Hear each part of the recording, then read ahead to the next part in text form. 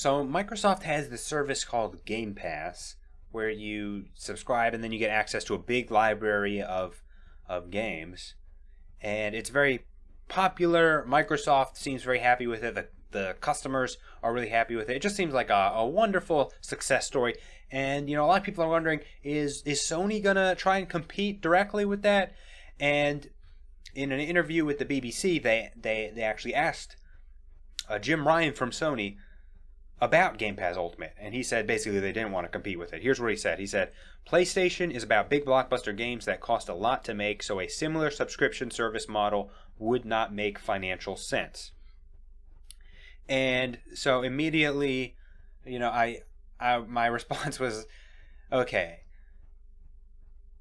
so Microsoft does this. Microsoft, yeah, PlayStation about big blockbuster games. Yeah, so is Microsoft, and it makes financial sense for them to have this service.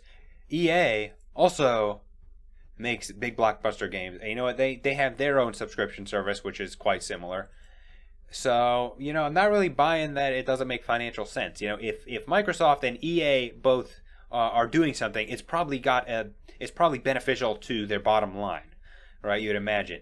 Now, to be fair, Sony does have a service called PlayStation Now, which is kind of similar in that you get a big library of games, but there's a key difference between it and Game Pass. Game Pass promises, okay, you get to play our first-party titles day one. So Halo, the next Halo comes out, Halo Infinite, day one, you can download it. You have access to the full game just by having a Game Pass subscription. PlayStation Now does not do that. Right, and Sony's basically what they're saying with this is why they brought up blockbuster games, is because, basically they're saying, if we put out a new Naughty Dog game and we spent $100 million or so on it, we want to be selling that directly for $60 or $70 in the PS5 next generation. We don't want to just be giving it to someone who paid $10 for a 1-month subscription. Right, that basically seems to be their concern. And so let's look at some figures. So here's how much Sony makes selling individual games. Right, you figure out with a service like Game Pass, they'd be charging $10 a month. That's what Game Pass starts with. But here's how much Sony makes selling games. And now let's extrapolate from that, how much they're actually making per PlayStation user. So about half the game sales are digital. So if you average these out, then Sony's making $12.50 per third-party game and $47 per first-party game, because half of them are bought digitally, where they make more money. Half of them are bought in retail, where the retailer takes a big fat cut because they have lots of overhead.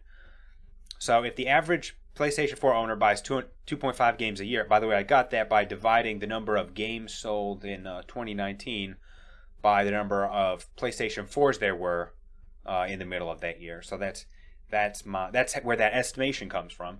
About 2.5 games a year. That's kind of what I would have guessed. So if the average PS4 owner buys 2.5 games a year, that nets $40 to $48 to Sony. And that's assuming that, and the range is if it's 10% first party games to 20%. That's what that higher end of the range is 20%. I have a feeling that the amount of first party games they're selling is closer to 10%. This also doesn't account for games that are sold for less than $60. We're kind of being generous to Sony and assuming maximum game revenue versus subscription revenue, right? But then, Leo, let's be even more generous to Sony. So let's say in 5 years the games are going to be $70, and let's say that it's even more of their sales are digital. So that would be even more profitable for Sony. So in 5 years, let's say it's 75% are digital and full price games are $70. That would be $55 to $66 for Sony. Right? So that's a pretty optimistic estimation.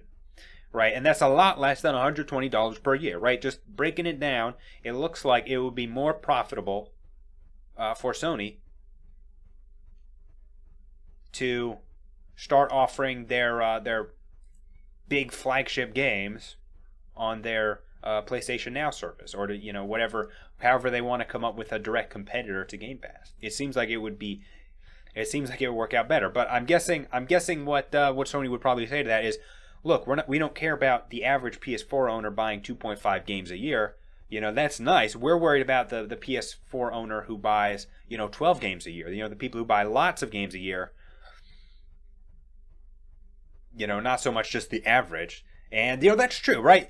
For the people who buy a game a month, having a Game Pass service would be great value to them, and theoretically Sony wouldn't be getting as much money from them.